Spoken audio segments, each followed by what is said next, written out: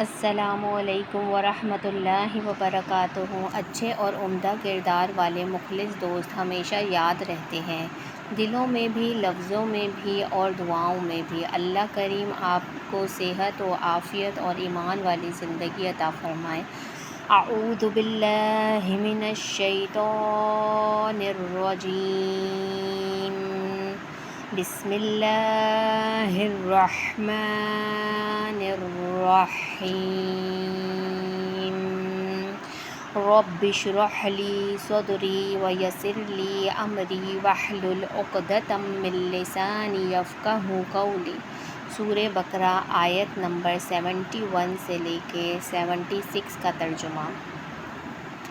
قال إنه يقول إنها بقرة لا ذلول تثير الأرض ولا تسقي الحرث مسلمة لا شيعة فيها قالوا الآن جئت بالحق فذبحوها وما كادوا يفعلون۔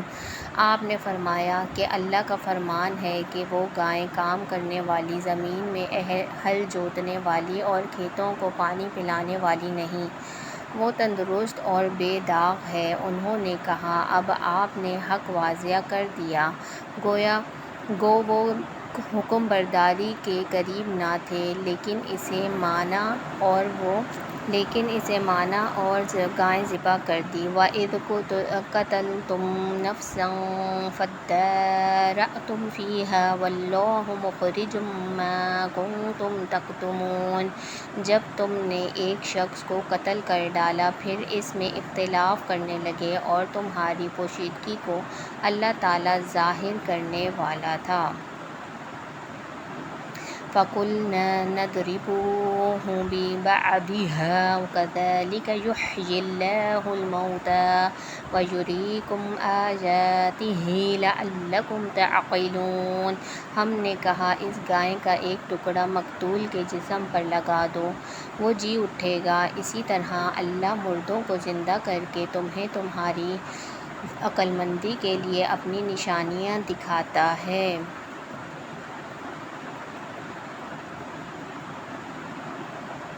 ثم قست قلوبكم من بعد ذلك فهي كالحجارة أو أشد قسوة وإن من الحجارة لما يتفجر منه الأنهار وإن منها لما يشقق فيخرج منه الماء وإن منها لما يهبط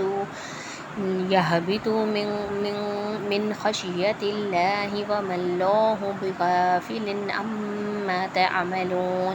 پھر اس کے بعد تمہارے دل پتھر جیسے بلکہ اس سے بھی زیادہ سخت ہو گئے۔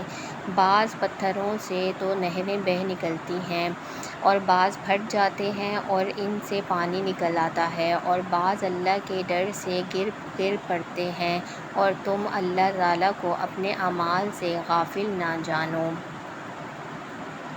أفتطمعون أن يؤمنوا لكم وقد كان فريق منهم يسمعون كلام الله ثم يحرفونه من بعد ما عقلوه وهم يعلمون۔ مسلمانوں، کیا تمہاری خواہش ہے کہ یہ لوگ ایماندار بن جائیں، حالانکہ ان میں سے ایسے لوگ بھی ہیں جو کلام اللہ کو سن کر عقل و علم والے ہوتے ہوئے پھر بھی بدل ڈالا کرتے ہیں۔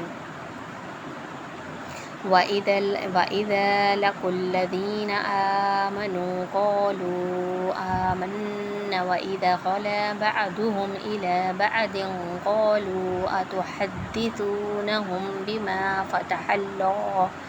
فتح اللہ علیکم لیحاجوکم بہ عند ربکم افلا تعقلون۔ جب ایمان والوں سے ملتے ہیں تو اپنی ایمانداری کی ظاہر کرتے ہیں، اور جب آپس میں ملتے ہیں تو کہتے ہیں کہ مسلمانوں کو کیوں وہ باتیں پہنچاتے ہو جو اللہ تعالیٰ نے تمہیں سکھائی ہیں؟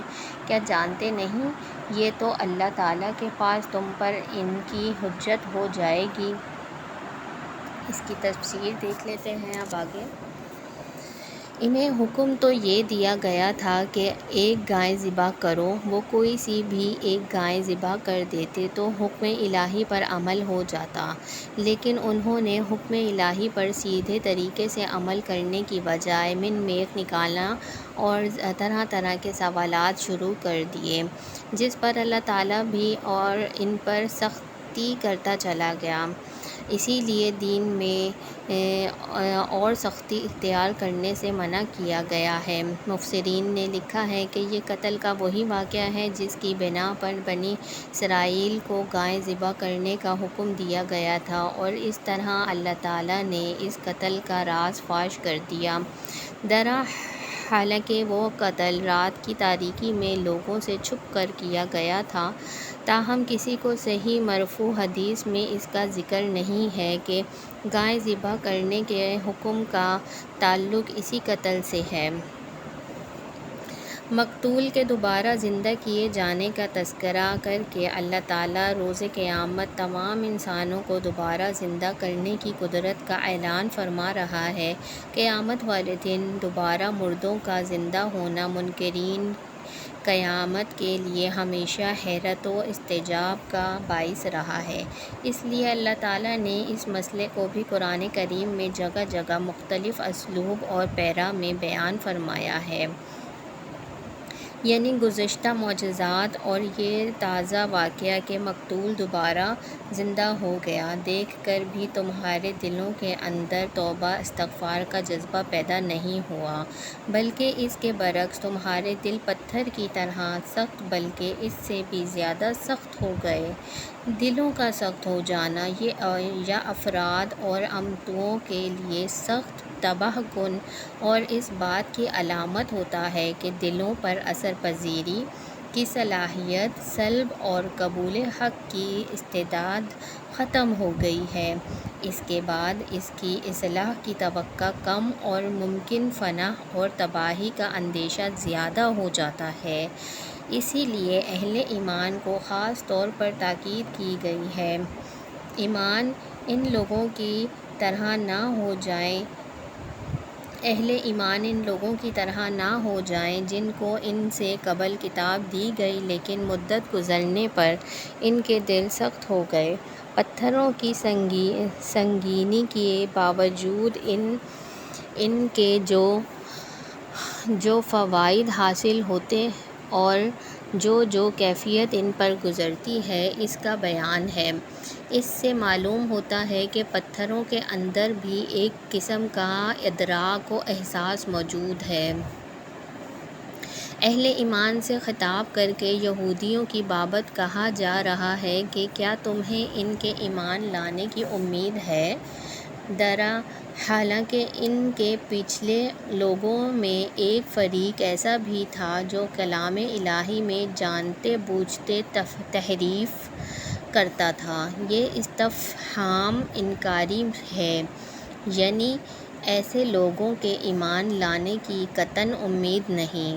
اس کا مطلب یہ ہوا کہ جو لوگ دینی مفادات یا حزبی تعصبات کی وجہ سے کلام الہی میں تحریف تک کرنے سے گریز نہیں کرتے، وہ گمراہی کی ایسی دلدل میں پھنس جاتے ہیں کہ اس سے نکل نہیں پاتے۔